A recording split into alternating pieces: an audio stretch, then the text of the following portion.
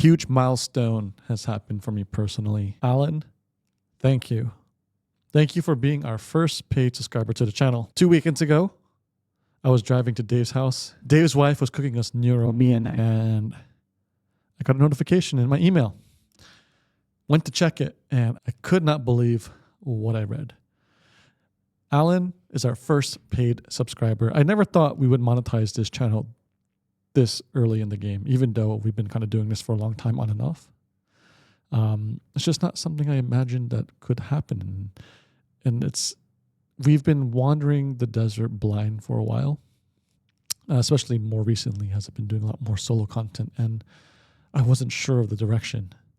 But it happened, and I never imagined it would happen this way. Our actual first direct paying member who actually loved some of the older formats and the content, which is actually surprising. So I think it's been very clear that I think from a YouTube perspective, distribution is very challenging.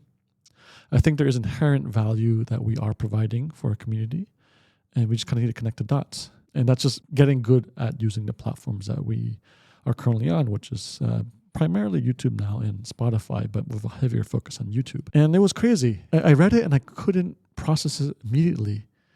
I couldn't process the feelings. There was just so much emotions in that moment. It was vindicating. I mean, it's one subscriber, and it may not seem a lot for people who are doing this professionally and have done this for a long time, but think about the content horizon and everything you invest in terms of subscriptions. And subscriptions are getting more and more expensive every day. And there's only so much media we can consume in any given time period. This was huge I think for me, this is huge. I think it's huge for the channel. It's vindicating for the co-hosts. It's vindicating for all the guests who come on. And it's a huge thanks to everyone that's got us here.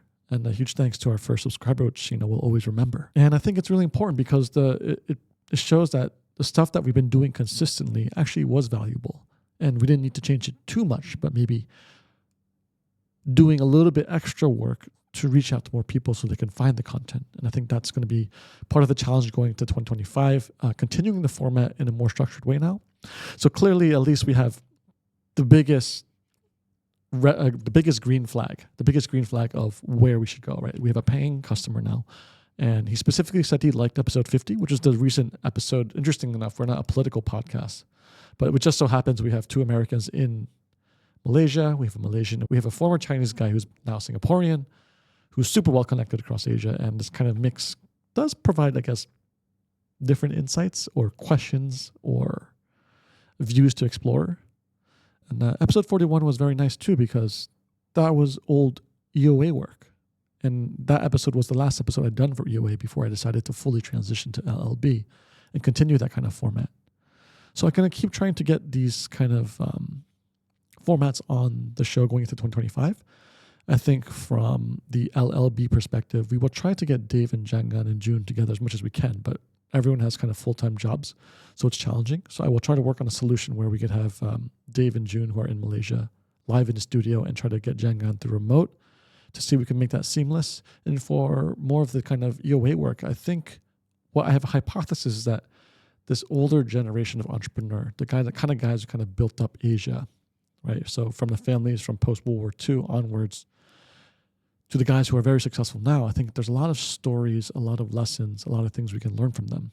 And so I could try to be a medium and talk to them to get these kind of stories and learnings from them to see what they can share.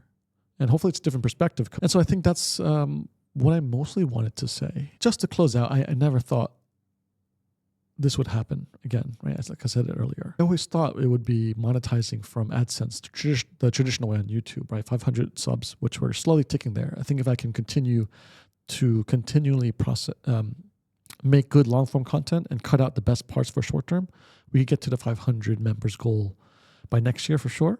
And then it's really focusing and dialing down on what is the best content within the long format to keep crafting that more purposefully as we create more long form.